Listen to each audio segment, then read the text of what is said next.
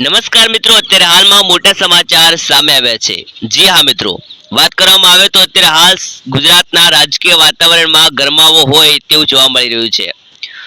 દક્ષિણ ગુજરાત અને એમાંય ખાસ કરીને આદિવાસી વિસ્તારના બંને દિગ્ગજ નેતાઓ મનસુખ વસાવા અને ચૈત્ર વસાવા ઘણા સમયથી સામસામે દેખાઈ રહ્યા છે।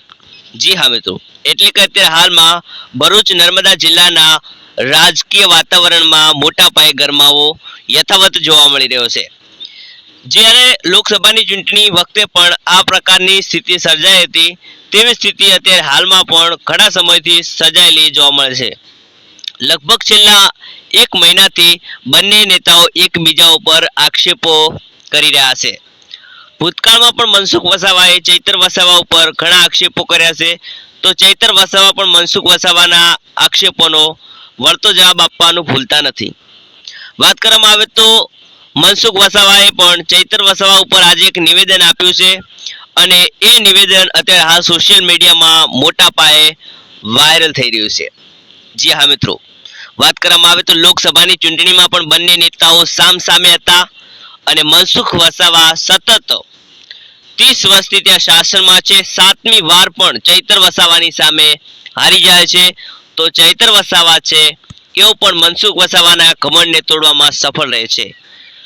ડેડિયાપાડાના ધારાસભ્ય અને આમ આદમી પાર્ટીના દિગ્ગજ નેતા અને આદિવાસી સમાજના હીરો તરીકે ઉભરી આવેલા ચૈતરભાઈ વસાવા લોકસભાની ચૂંટણી વખતે જે વન કર્મચારી વચ્ચેનો મુદ્દો હતો અને તેને લઈને તેમના ઉપર ફરિયાદ થઈ હતી અને તેને કારણે તેમને જેલમાં જવું પડ્યું હતું।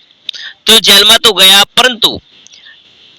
તો ગયા હતા, પરંતુ ત્યારે જ ડેડિયાપાડામાં એક મોટું સંમેલન મળ્યું, મોટી સભા મળી। આમ આદમી પાર્ટીના દિગ્ગજ નેતા અને દિલ્હીના મુખ્યમંત્રી અરવિંદ કેજરીવાલે ત્યાં જાહેર સભા ઉપરથી જ ચૈત્ર વસાવાને ભરૂચ લોકસભાની ચૂંટણી લડશે એવી જાહેરાત કરી દીધી હતી અને થયું પણ એવું। ચૈત્ર વસાવા આમ આદમી પાર્ટી અને કોંગ્રેસના ગઠબંધનના ઉમેદવાર તરીકે ભરૂચમાં લડ્યા હતા, પરંતુ જ્યાં કોંગ્રેસ છે એ ભારતીય જનતા પાર્ટી એટલે કે મનસુખ વસાવાની સામે લગભગ 3.5 લાખ મતોની લીડથી હારી જતી હતી, ત્યારે મુમતાઝ પટેલ છે એઓ કોંગ્રેસના ભરૂચ જિલ્લાના દિગ્ગજ નેતા તરીકે ઉભરી આવેલા છે। જો કે આમ આદમી પાર્ટી અને કોંગ્રેસનું ગઠબંધન હોવા છતાં તેમણે ચૈત્ર વસાવાને મદદ કરી નથી, ચૈત્ર વસાવા માટે પ્રચાર કર્યો નથી। આવું ચૈત્ર વસાવા એક જાહેરમાં નિવેદન આપ્યું હતું, થોડા સમય પહેલા એ મીડિયામાં વાયરલ પણ થયું હતું। તો વાત કરવામાં આવે તો આ સિવાય પણ ઘણા કારણો હતો ચૈત્ર વસાવાની હાર પાછળના, અને તેમાં ચૈત્ર વસાવાએ જણાવ્યું હતું કે ચૈત્ર વસાવા પોતે ઘણા સમય સુધી જેલમાં રહ્યા, ત્યારબાદ જેલમાંથી છૂટ્યા એટલે કે તેમને પ્રચાર કરવાનો પૂરતો સમય પણ મળ્યો નહોતો।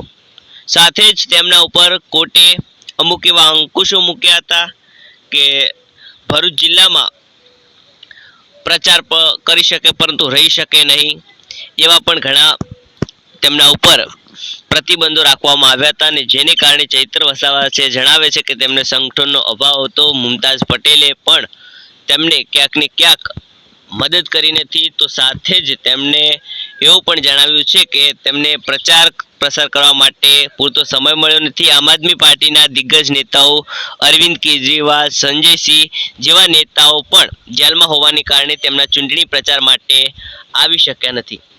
તો વાત કરવામાં આવે તો આ તો મિત્રો આપણે ભૂતકાળની વાત કરીને, ભૂતકાળમાં તો આ પ્રકારની સ્થિતિ ભરૂચમાં જોવા મળી હતી લોકસભાની ચૂંટણી વખતે, પરંતુ અત્યારે હાલમાં ફરી એ પ્રકારના દ્રશ્યો સર્જાયેલા જોવા મળે છે।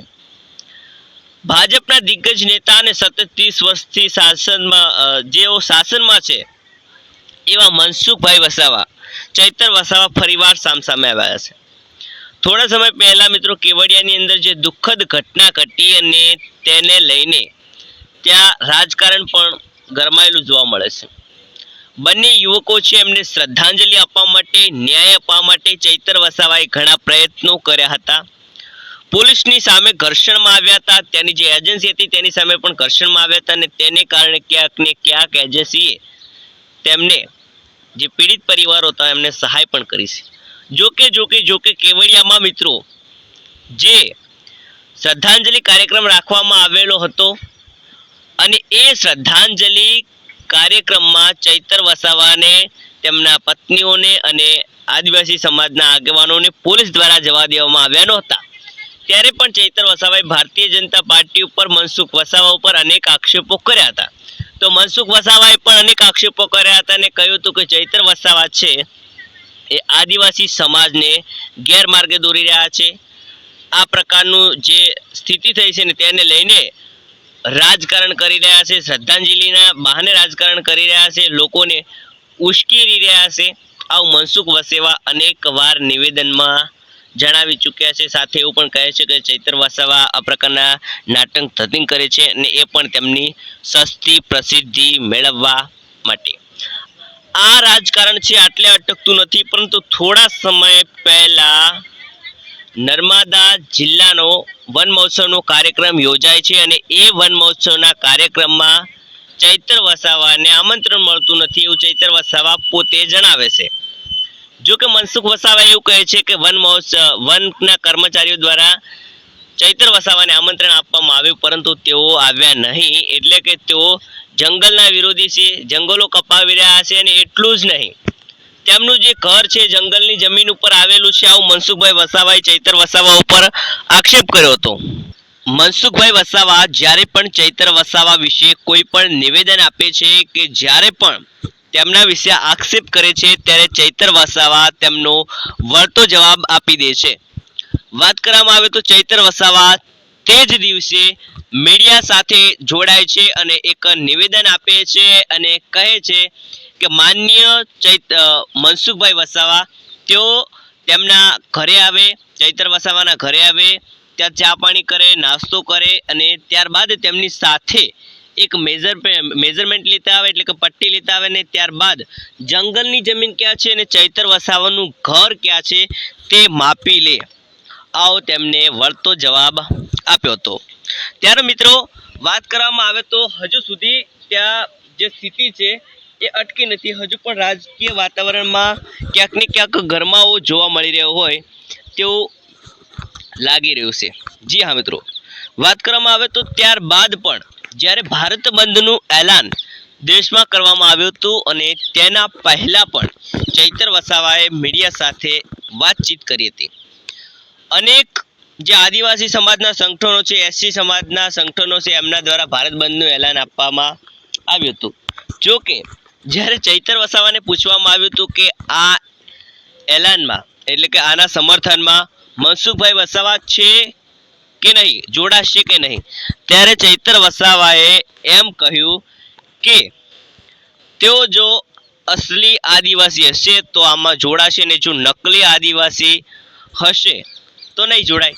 જો કે આ પ્રકારના નિવેદનબાજી બાદ મનસુખ વસાવા પણ ચૈતર વસાવાને વળતો જવાબ આપે છે, એક ટ્વીટ કરે છે અને તેના માધ્યમથી તેઓ વળતો જવાબ આપે છે અને વળતા જવાબમાં ચૈતર વસાવા ઉપર આક્ષેપ પણ કરે છે. કહે છે કે ચૈતર વસાવા સસ્તી લોક પ્રસિદ્ધિ મેળવવા માટે આ પ્રકારના નાટક ધતિંગ કરી રહ્યા છે અને મનસુખભાઈ વસાવાને નીચા દેખાડવા માટેના પ્રયત્નો કરી રહ્યા છે અને આદિવાસી સમાજને ગેરમાર્ગે દોરી રહ્યા છે. આવું ટ્વીટ મનસુખ વસાવાનું સામે આવ્યું હતું. જોકે તેમણે કહ્યું છે કે અમે ભૂતકાળમાં પણ આદિવાસી લોકોના હક અધિકારો માટે લડ્યા છે અને સરકારમાં પણ આદિવાસીઓના હકો અને અધિકારો માટે સૌથી વધારે પ્રશ્નો અને મુદ્દા તો મનસુખભાઈ વસાવાએ પોતે ઉઠાવ્યા છે, એવું તેમણે એક ટ્વીટમાં જણાવ્યું હતું.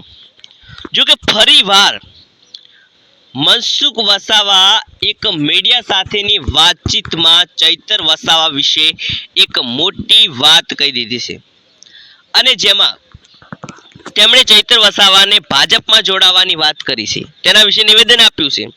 તેમણે કહ્યું છે કે ચૈતર વસાવા ભાજપમાં આવવા માટે ટોપ લેવલના નેતાઓ સાથે બેઠક કરી છે અને સાથે જમ્યા પણ છે અને તેમણે પણ લીલી ઝંડી બતાવી દીધી છે. જો કે મિત્રો હવે મનસુખ વસાવાના આ નિવેદનમાં કેટલી સત્યતા છે, કેટલું ખોટું છે ને કેટલું સાચું છે એ તો આપણે જાણતા નથી, પરંતુ આવું મનસુખભાઈ વસાવા પોતે જણાવે છે.